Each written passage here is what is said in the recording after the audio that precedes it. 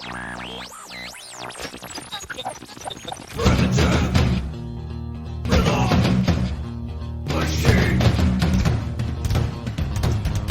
Haryu, Steve MacDonald, Music Theory, Interviews, Music Theology, Primitive Rhythm Machine. Hey everybody, and welcome to another episode of Primitive Rhythm Machine. Steve is currently out for this one, but I am not alone in the studio today. This is actually something I'm incredibly excited for.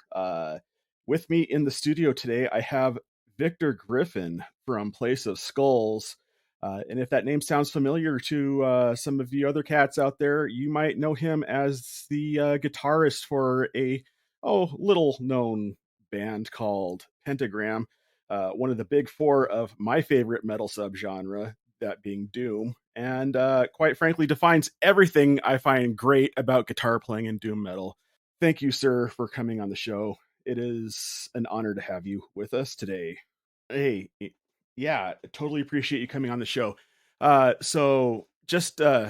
I'm sure you probably haven't heard too much from this show before. What we could talk about is we like to talk about music from a kind of a Christian perspective. And now your music, specifically in Place of Skulls, came on my radar towards the end of last year. I was checking out another band called Empty Tomb, and on the sub label that they were on, a little album called Engraved came across my speakers, and I'm like, Victor Griffin's, and it was the Victor Griffin's Engraved version of the album that I had picked up. Oh, right. And I started listening. I'm like, this is really dope, and this cat's got some stupid thick guitar tone. I can't even figure out, and so I started looking it up. I'm like, no way, this is the cat from Pentagram. And so I kind of started reading into it a little bit more, and I didn't know that you had left Pentagram and went a Christian route. So that was all news to me, and of course I got excited. Ended up buying the discography off of Bandcamp because your stuff is really hard to find over here on the West Coast. So I Well, that's too bad. Yeah. But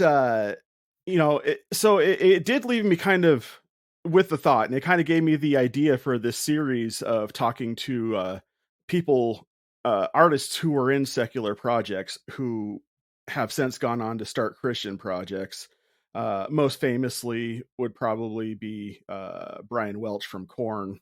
But we got John Greeley, who we're going to be talking to later, from Iced Earth. But ultimately, it was finding that Engraved album that really set me on wanting to have these conversations. And so what spurred that transition for you from going from Pentagram to Place of Skulls?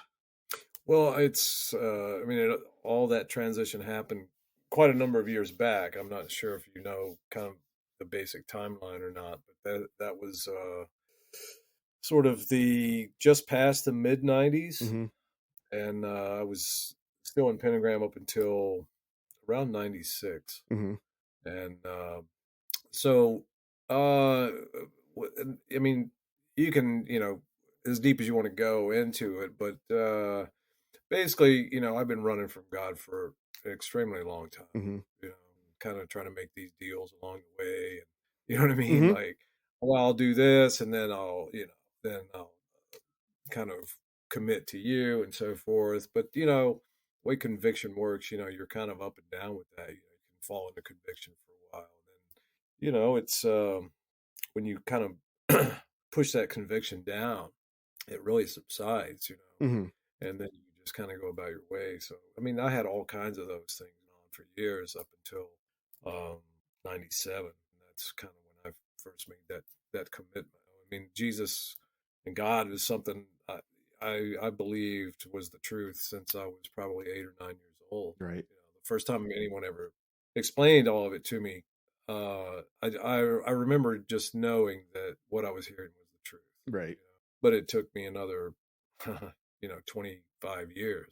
Oh, for sure. To come to terms with it, and and be in a situation too, where you can push it down for so long, and God will eventually let you have your way, as far as our own free will and our choices. It's like He's not going to force Himself on us, you know, forever. Right. I think that He does. I think He does make it hard to go. I think you really have to squeeze past the cross, Hmm. to make it, to or to not make it, one way or the other. It's something like that. But so it was around 97. There was some thing, my I guess the main catalyst was that my father was diagnosed with uh, stage 4 lung cancer Hmm. and given a short amount of time to live. And I was, in a pretty living a pretty crazy lifestyle for quite a long time, and I just knew that I was kind of at a crossroads with all that. So when that happened, that was kind of the eye opener. So I relocated. My family's from well, my parents lived in Tennessee, and I was living up around the DC area where Pentagram was always based Hmm. around that area. And so I was coming down quite a bit to my dad before he passed. And so after he passed, I came down really kind of indefinitely to, be with my mom for a little bit, until she could get settled and all that. But, I decided it was time for that change. And so I left Pentagram, and I really didn't do anything musically for, not anything serious, for a couple of years, because after that, I wasn't really sure what kind of direction I should go. Hmm. Wasn't sure what kind of direction God would have me go, really. So I mean, essentially, I practically quit playing for a couple of years, and but at some point, I began to really just kind of pick up acoustic guitar and stuff, and kind of noodle around with that, and started actually writing. Eventually started writing again, and so wrote a few songs that it would definitely be labeled as Christian, Hmm. you know, Yeah. and but I was learning, I mean, I was a young believer, and having to, I was trying, I wasn't completely ignorant as far as theologically, but there was definitely a lot I needed to learn, you know. Hmm.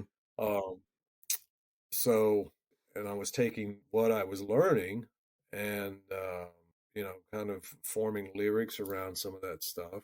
And that's what became like some of the early stuff that I wrote, that eventually around 2000, 2000, I'd been in contact with one of my best friends, Lee Abney, who was also a believer. He was also, um, that we had also played off and on together since high school. Hmm. So we kind of lifelong friends. But we decided that instead of doing this acoustic thing, which didn't really seem to come very naturally, Right. it was almost what I thought that I should be doing, Right. Right. you know? And but eventually it just seemed like I was just kind of going through the motions with it. It really wasn't me. Hmm.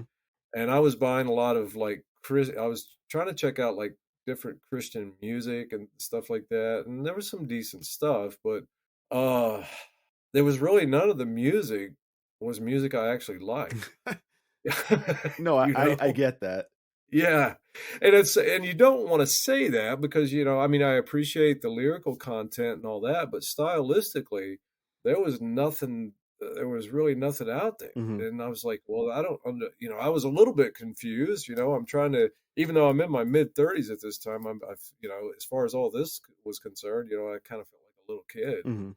Um, it's just trying to balance that whole thing. What's I guess, then the thing is, it felt like, almost, and when you start getting, then you start like getting into the organized religion, and then you start getting like bombarded with this work that you're supposed to be doing for the Lord. Right. You know what I mean? Yeah. You start out and you have this peace and joy, that the Bible talks about, Yeah. the Yeah. Scripture talks about, and that's for real, you know. Absolutely. But somehow organized religion starts shoving all this other heavy stuff on you that you're supposed to be doing this, you're supposed to be doing that. Hmm. You know, if you're not witnessing and if you're not busy for the Lord, then you're not, you're not a good Christian Hmm. or whatever. And it really weighs you down, and then you start to lose the joy and peace that really comes from God Right. because you're starting to add in all this other stuff, all the works, that Hmm. that kind of that men want you to have, so, Right. and tradition and all that. I don't know if I'm getting off base or off subject Oh or no, what, man. but Well, I'll go wherever this yeah, story goes. yeah. But anyway, so Lee and I were like, well, man, I mean, I want to play something. I want to play heavy, I want to Right. play this stuff that we grew up playing. That's what I feel like naturally. If I'm gonna play guitar, that's naturally the kind of stuff I feel I like to play, and that's also the stuff that naturally comes out, when I play. Hmm. I mean, I like acoustic stuff, but at the same time, man, I don't feed off that. I don't get that much energy from it. Yeah. I mean, there's some of it I enjoy, but so I was reading what is it? I think it's John. I don't even remember the verse, but it's the verse, the Golgotha verse, Hmm. where it talks about Golgotha, They crucified him to at the place see of the skull, which is Golgotha. and the place of the skull, and I was like, whoa, that's just like, I remember I was like, I've never heard that before, Right. and so we decided we were going to put together this, something heavy. Basically, it's like, I mean, the stuff that I wrote in the early days of, or through the years in Pentagram, or which this band Death Row, which Lee and I had formed before Pentagram. I'm not sure if you're familiar with that era. Yeah, I've read a bit about it. Yeah, but and even looking back on some of that stuff, you can go back to the stuff that I wrote lyrically. There's actually a lot of biblical content in Hmm. some of those.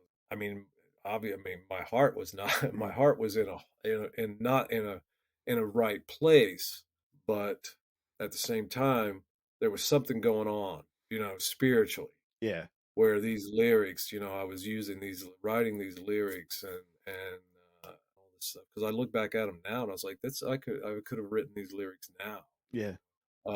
But because of the image of Pentagram and in that context, or Death Row, Hmm. and in that context, they're not perceived to be that. Hmm. Um, so anyway, we wanted to do something heavy and loud. Is basically what it boiled down to, Yeah. and it didn't. We just came to the realization that a lot of this stuff that's put on you religiously Hmm. is not from God. No, Yeah. it's not. It's not. It's not scriptural. It's not from God. Hmm. It doesn't dictate where your heart is. Yeah. So we just put together, started this band, called it Place of Skulls, because I just thought that sounded, it's got, it's dark and it's cool, Yeah. and but also the meaning of it, is the place where Jesus was crucified, Yeah. and which is the main point, Right. that's the main point. It's just that all the elements of it fit like my personality, Yeah. It's super metal too, man. So I mean, right. know your audience. Yeah, right. So yeah, so we did that, and a year later we recorded our first Place of Skulls album, which was called Nailed. And oh, we placed an ad too. We didn't have a drum. We needed a drummer, so I placed an ad for it, and I put in the ad looking for a drummer, and I said that it was for Christian rock or Christian metal. I don't remember exactly. Hmm. And Tim Tomaselli eventually responded to that ad, and he became our drummer. And probably within a year, we recorded our first album, the Nailed album. Yeah. Onward from there. Oh, for sure. Um, Yeah, yeah, it's just thinking back to what you said about, when you first started trying to listen to Christian music. What you said is something that I've heard many times from many people. It's just like the initial stuff that you get thrown at you is just, I mean, you could appreciate it for what it is, but it's not, it just doesn't really stand out to yeah, what you would catch in the secular realm.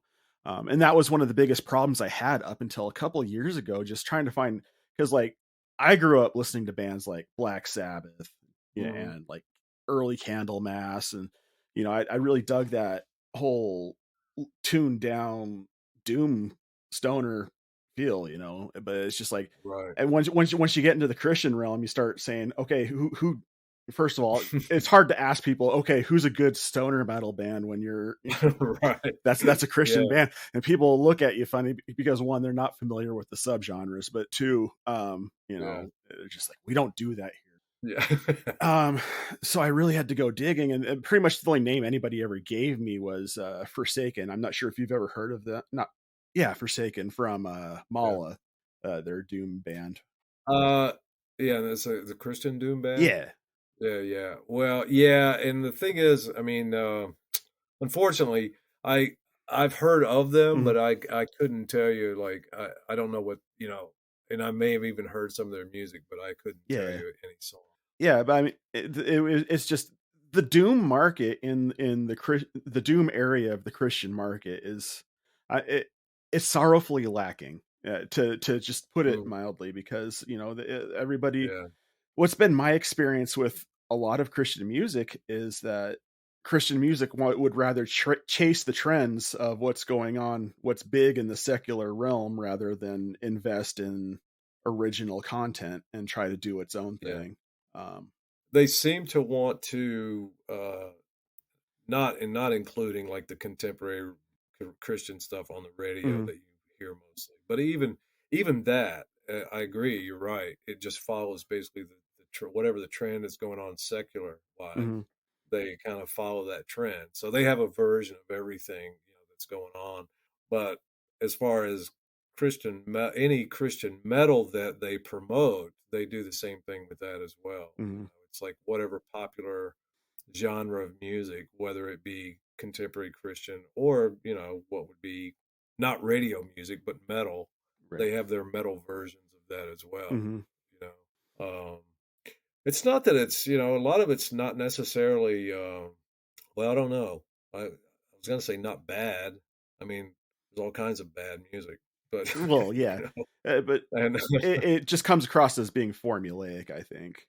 yeah, and some of the and there are some contemporary Christian bands that I do like. I mean, but they're a little bit older. I mean, like I loved like Casting Crowns. I don't Mhm. know if you're familiar with Yeah, for them, sure. but I don't. But I don't really care for their later stuff. It's one of those kind of things, just like a lot of bands.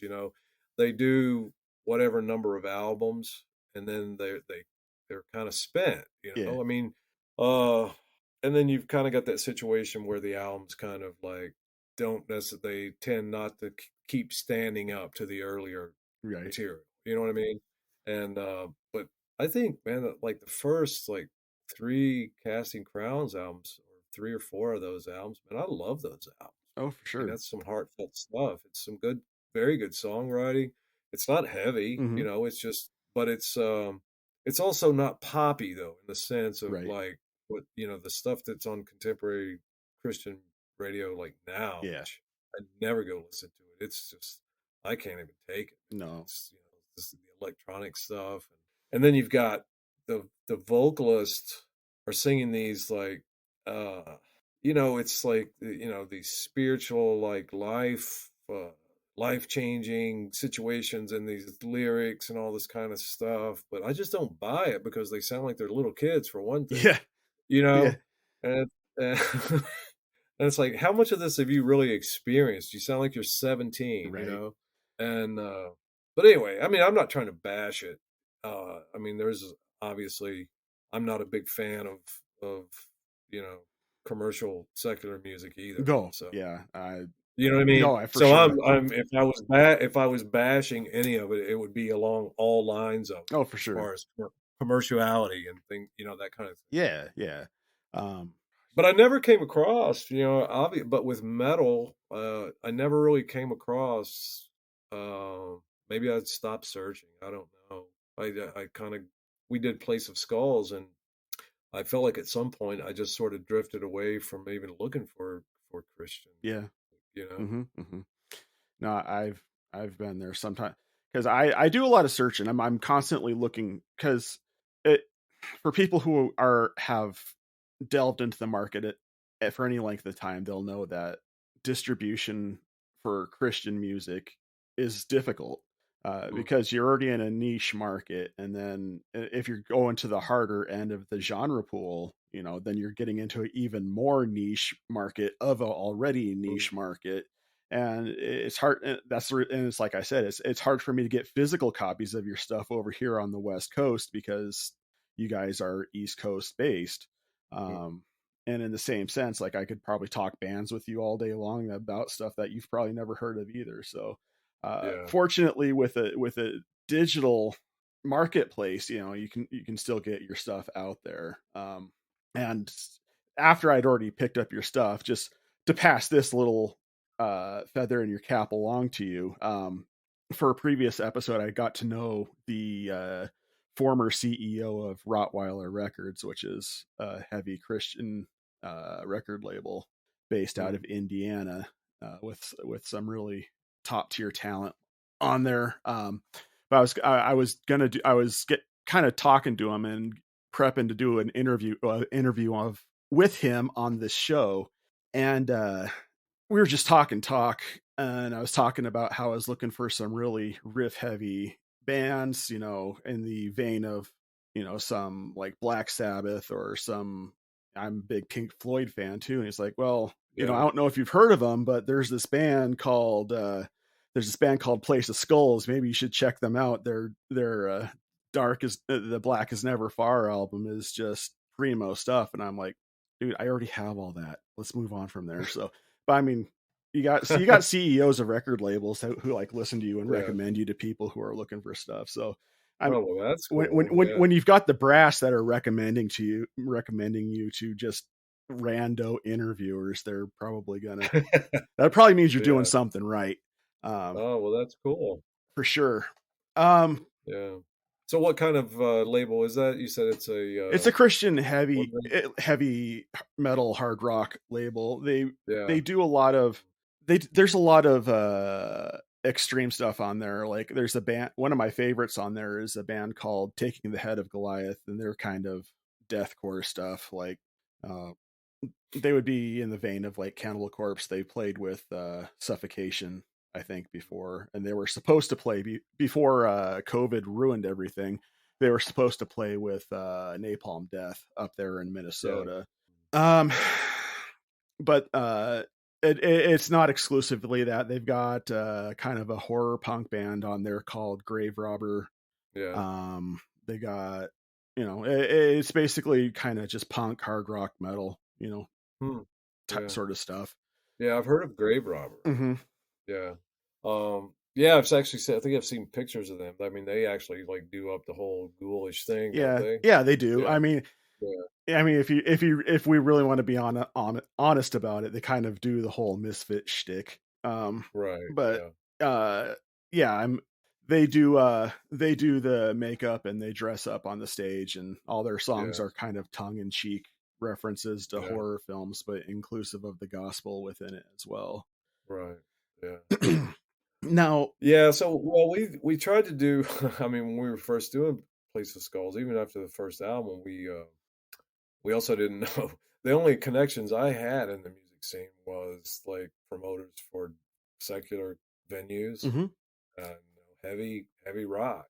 I didn't have any connections with anyone, as far as any sort of Christian music promoters of any kind, so I didn't know how to go about getting shows unless it was just kind of a word of mouth thing, like somebody knew a pastor somewhere mhm, or putting on some kind of an event or whatever.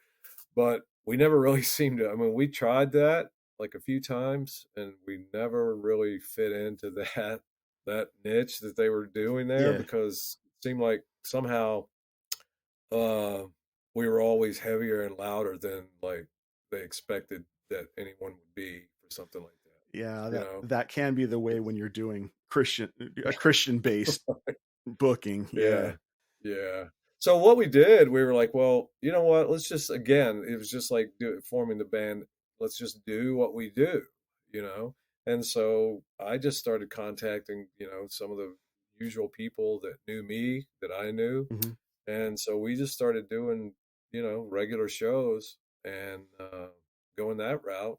And for the most part, it worked out. And, and I guess part of the justification for that too, if you needed justification, was that you're you're bringing that element of God's word and spirituality into places that probably, need it, definitely need it Yeah, for sure. more than four walls of a church building kind of thing, Yeah. And I think that's kind of a weird expectation. Like in a lot of cases, you'll find that those bands that only play in front of the church crowds, Yeah, they're usually composed of people who grew up in a church for the entirety of their life. yeah, And so that's an expectation that kind of gets put on them because, and that was kind of how it was for me when I was growing up before I started playing in bands and kind of seeing how things worked. My mom was always like, well, why would you ever want to play in a bar and try to bring people into those places? right, And so that was the mentality I went in with it. Well, then, if you start playing in Christian bands and especially heavier bands, and, churches are just like, well, you guys are super loud for one, and you're not going to be like DC Talk or whatever, right, or the Newsboys or whatever. And so you're not going to bring in 20,000 people into our church. So we're not interested in you as an outreach tool. And I'm like, that doesn't make sense to me at all.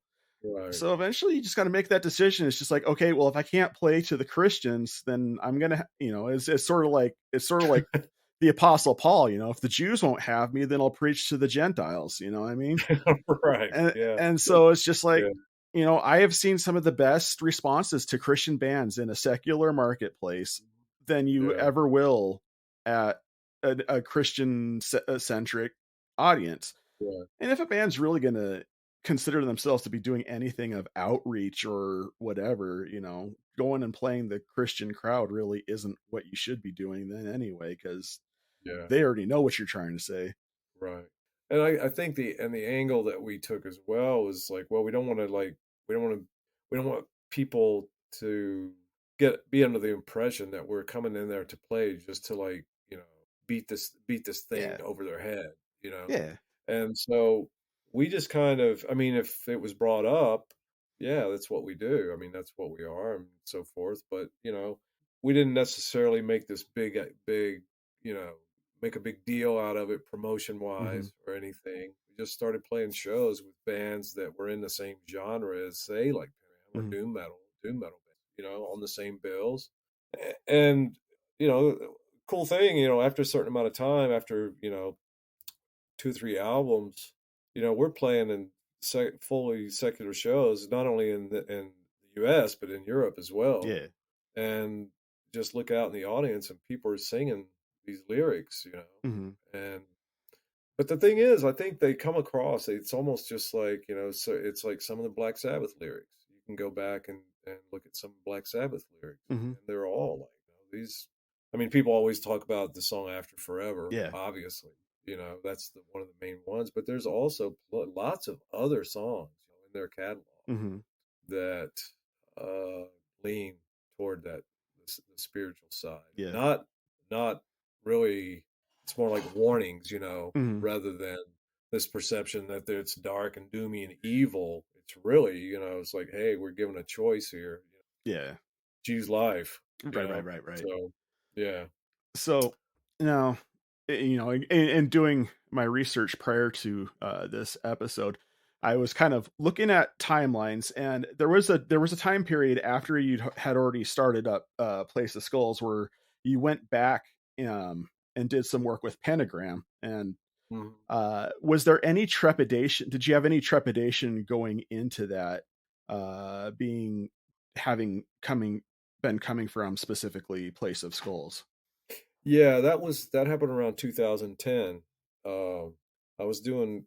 We had just put out the Place of Skulls album, "As a Dog Returns." Hmm. We had just come out of the studio for that, and I don't remember, honestly. I don't remember specifically why Bobby Liebling, the lead singer of Hmm. Pentagram, he and I started talking again or something. Or I do remember we Place of Skulls played a show up around DC, and Bobby came to that show. Hmm. was at that show. Maybe that was what kind of sparked the whole thing, and then we started being in touch again. He was in really bad shape at the time. Right. It's no secret he's had all sorts of issues with addiction and stuff like that. And he was at the show and not in good shape at all. And but we stayed in touch. And then I began hearing about how Pentagram was like, back on the road and had this new band. I mean, Bobby was the only original guy, and Mm-hmm. he had a band, and they were starting to play some shows and actually tour. And so I was like really amazed that Bobby was even have to be on the road. Right.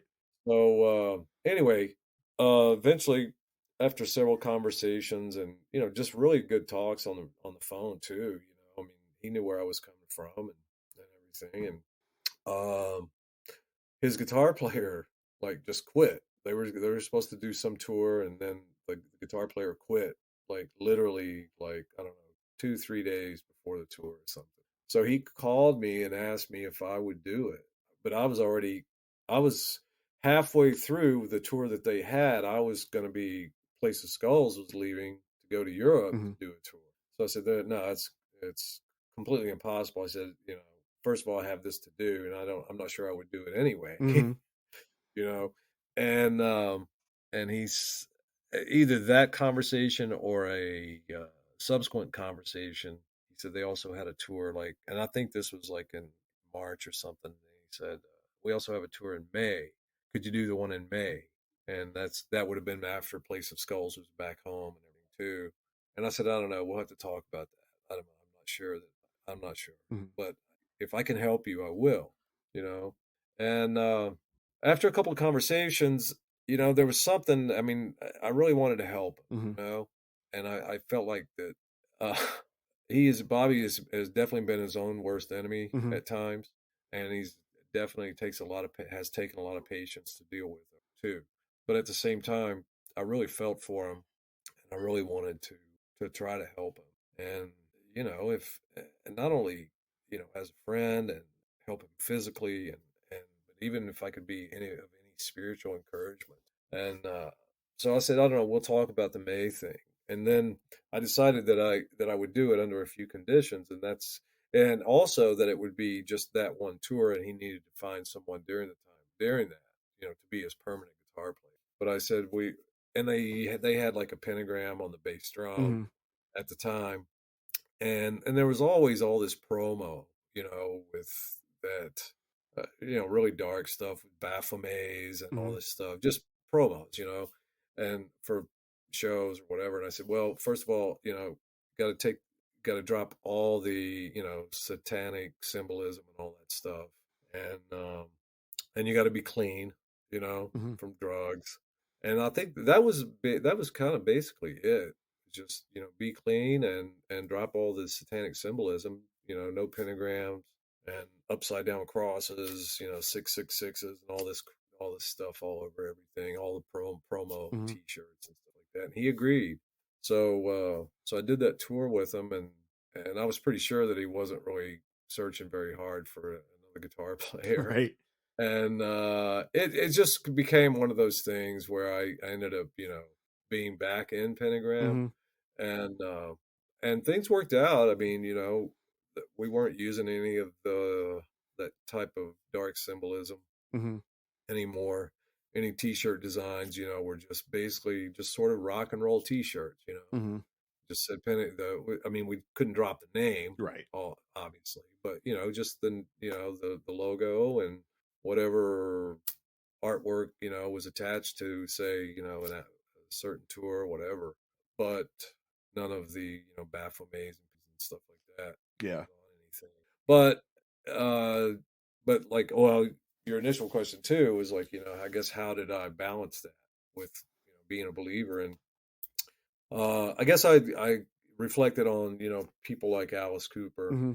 uh, Blackie Lawless, Mark Farner, any number. Yeah. There's other people too. Over the years, and so it's just like, well, what would God have me do? I mean, these guys are out here doing this thing, Mm-hmm. and they profess to being believers. They're just doing their thing. I think that, I mean, you got to try to be upstanding while you're doing it. You can't go out and just go nuts. Right. I don't believe in the whole like greasy grace kind of Yeah, thing, yeah, you yeah, know. You know what I mean? yeah. And but it was pretty good. But I tell you, man, I did. It wasn't like that I didn't struggle with it at times Mhm, too. You know, being on the road and stuff. And is this where I really should be? And there's a lot of temptation and stuff like that, obviously. And so I don't know how much you know about between say 2010 and 2017 or so, or 18. You know, before all the COVID stuff hit. mhm. I was in and out of Pentagram about 3 different times Oh, yeah? during that year. And it was usually because of like, some sort of, something, things were getting a little too crazy on the road and just feeling like I shouldn't be there and then struggling really with that, Right. the justification of the whole thing. Mhm. And so I kind of wandered back and forth, across the fence several times. Yeah, for sure. Yeah. Yeah, and I do appreciate you being willing to talk about it from that end, and that was the reason I wanted to bring it up because I know, someone becomes a Christian and they leave their old secular project and start a new Christian project, and I think in a lot of cases, those new Christian fans would get they get so offended when you go back and they don't understand, you know, Mm, why. yeah. Like when Brian Welch went back and started playing with Korn again, he caught crap from the Christian market about it, and it's like you guys don't understand the thought process that goes behind it because a lot of, like I said, a lot of that marketplace are people who grew up in a church who've never had to experience everything else, and that there's a certain amount of grace to that they didn't have to experience that, and I can appreciate that. But in the same sense, it's just like, you know why do you go into a secular marketplace if you're a Christian band? Well, because the Christian people don't want what we have to offer, and Right. it may not be the crowd that's your mission field. I've played in Christian bands. We didn't, like you said, we didn't advertise. We weren't out there proselytizing specifically, but you know what, Right. people picked up on what we were singing on, and people would ask us to pray for them.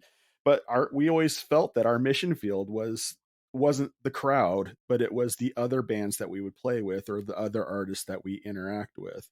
And so Yeah. when I see, like you going back into Pentagram and hearing your side of the story saying, hey, that was me trying to be Jesus for, this guy that I've worked with over all these times. And that's me trying to show love to this person, trying to help them, pick it up.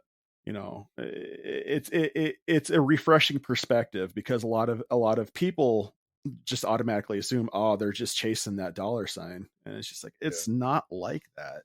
Right. um Yeah. And if you realized, I mean, Pentagram is not, I mean, Pentagram is fairly well known, mhm, but it's also not a household name right, either.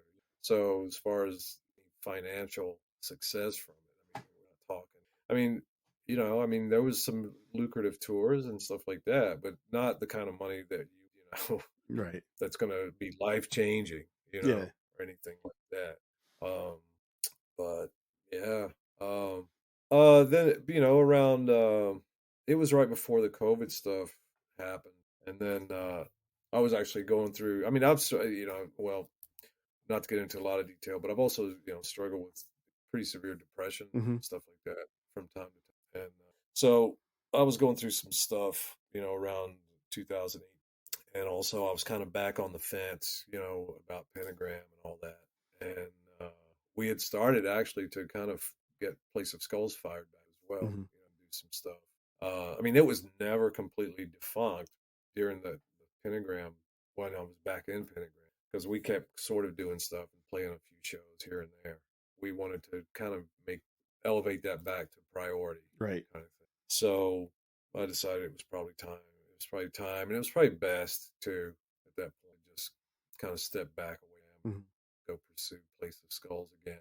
You know, maybe there are because I will tell you there are times when you're on the road, like that a lot. We were starting to be on the road quite a bit, which I love. I really like being on. And but sometimes, if you don't stay, man, if you don't stay like spiritually in shape, spiritually fit, there are times, when you're going into what would be called, from a Christian perspective, Christian point of view, which was going into more of the dark side, I guess. Hmm.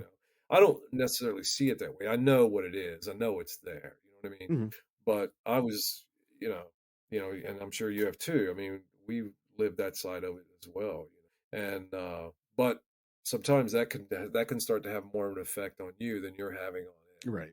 And so I think there were several times where I kind of got to that point where I felt like I was kind of wilting, Yeah. spiritually, Yeah. Yeah. and it was time to time to recharge, Yeah. and so Well, that at that point I just sort of stepped away. yeah, for sure.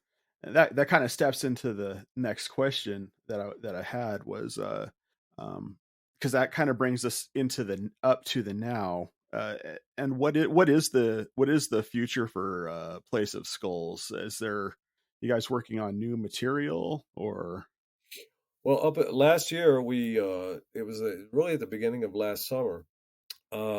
Kind of reconnected with well, Lee and I had sort of already been working on some new material, just the two of us Mhm. without a drummer, and then we reconnected with Tim Tomaselli, who was our original drummer, and we thought, well, this would be really cool if we could the original members, write some new material, put out a new record, and then we also got invited at the same time to play Maryland Doom Fest, Mhm. which was not until October. So that gave us plenty of time to kind of knock the rust off, right? Work on new material, as well as play some of the older material that we would include in the set when we played this festival up in. And so we really worked on a lot of good stuff, and had a good time. We were having like these really long 8-hour rehearsals some days, and but uh, Tim, had some personal issues uh, come up just like really a couple of weeks away out from the time we were supposed to play that festival. Mhm. And so we ended up having to get Sean Saley, actually, who had been in Pentagram in like around 2014. Mhm. I called him and he was able to do it and step in. So we kind of switched the set around and we did some of the older material that I'd written. Actually, a couple songs that were several songs besides the Place of Skull stuff that had been on Pentagram album, Mhm. Mhm. because that was the only material he knew. So Right. we had to switch up the material, and we didn't have time to work in somebody to learn new material, or material that they weren't familiar with. And he came on by the time we had gotten confirmation from him to do the show. It was only like 3 or 4 days away. Mhm. So we went and did it as Place of Skulls, but we played, besides that material, we also played a bunch of like what was originally Death Row material and became Pentagram material at some point, earlier Pentagram album. And it was a great show. I mean, it went over good and all that. And so, but after that, after, Lee and I got home, at this point, we've just decided we've basically, because Place of Skulls has been on again, off again Mhm. for like 20 years now. Yeah. We've been through several different drummers and a couple of different bass players. And at this point, I'm really somewhat tired of it being fractured, putting it back together and working on stuff. And so right now, uh, Lee and I are kind of going into another direction, not musically. I mean, musically, stylistically, it's going to be the same stuff, it's going to be lyrically, it's going to be close to the same thing. It's going to be called Death Row Revival. Death Row Revival. Yeah, and but heavy doom, just like the Place of Skull stuff. Um, but we are working on a reissue of the first two Place of Skulls albums on vinyl, Nice. which hopefully the first one will be out by the end of this year, and then the With Vision album will be out next With Vision is a year. solid album too. Yeah. So those are that's what's in the works, as well as the new material we've been working on for the new thing, which also hopefully will by the end of this year be in the studio recording a new album for Death Row Revival. Awesome. Yeah. I am actually looking forward to that, and I will search the internet's excessively to find out how I can stay up to date on that for sure. Yeah, we haven't even really started. I mean, we did like we did sort of a off the cuff just photo session. We don't have a permanent drummer right now, Hmm. but I mean, I have a handful of like great drummers I've played with, that are willing to do. Um, they all live, in different places. There's Pete Campbell who's toured with Place of Skulls. He lives up in Minnesota, and he's on board to do what he can when he can. Hmm. You Henry Vasquez, who lives down in Dallas, I've jammed with him a little bit. He was a drummer in St. Vitus. I'm sure you're familiar with him, Oh, for sure. and he's willing to do some stuff, right? Sean Saley, who the guy just did the show with us, last October, and a couple of European drummers, and they're all top notch drummers. Yeah. So, I mean, ideally we would like to find like the perfect, permanent guy, Hmm. but we would also like to find someone who's like at least, distance wise is sort of somewhat regional to where we are. In So we proximity. could have those live rehearsals and that live, you know what I mean? Oh, yeah. Everybody does this. I mean, with the technology like we're doing right now, Yeah. which it's cool to be able to do this, but man, I really just dig the vibe of being in the same room and working on new songs and instead of just doing everything, sending files back and Yeah. forth and all. I mean, I'm not knocking it for sure because it's so cool to be able to do that. Yeah. Well, yeah. But it's also there's an element that's missing Yeah. as well. Yeah. There's a little bit of lag. You don't have the openness for improvisation when you're not all in the same place. Right. It's a little bit more rigid and a little less Yeah. free. No, I can definitely appreciate that. At my current band that I'm in, we had just started.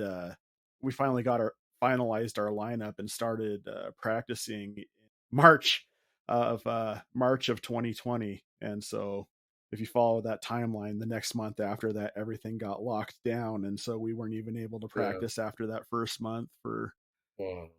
for almost a half a year. So I can definitely appreciate the not being in proximity to have the live practice. It changes the energy entirely. Yeah, it does. Like if we could find, I'm hoping we're going to find someone. Um, but if we don't, I mean, we're going to keep moving forward anyway. Hmm. And if we have to do it that way, we will. Yeah. But yeah. Well, we are coming up towards the end of the hour, Mr. Griffin. Where can people find your music and give you money to best support you and your projects? Well, there's a Place of Skulls website which is still online, Hmm. and called is it Place of Skulls Official or Official Place of Skulls Official is what it Hmm. is. Placeofskullsofficial.com. And you can order what's still available. I mean, a couple things like the first two albums are out of print until we get these reissues. But you can still you can get the Blackest Never Far, As the Dog Returns. You can get the engraved still, and all that you can order directly from us.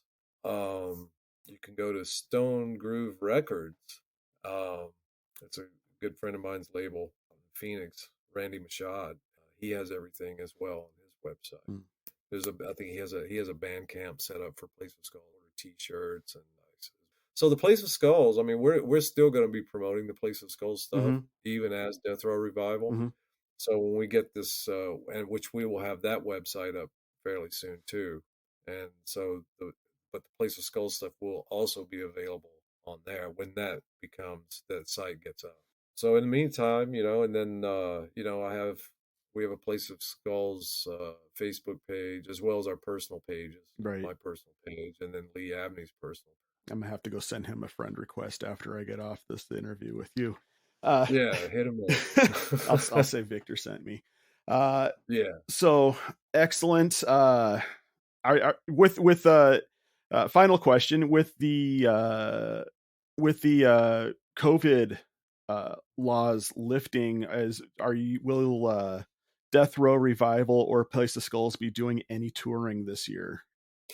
I hope so, but it's not really likely. And the reason why is because we really need something to promote, Hmm. And so by the time either the nailed reissue is out or a new album, we're really going to be pushing towards the end of the year. Hmm. And so it's going to be more there. And hopefully we will have at least, a handful of one-off shows at Hmm. least, by the end of the year. I don't foresee us being able to, at this point, especially now that we're already going into April, Right.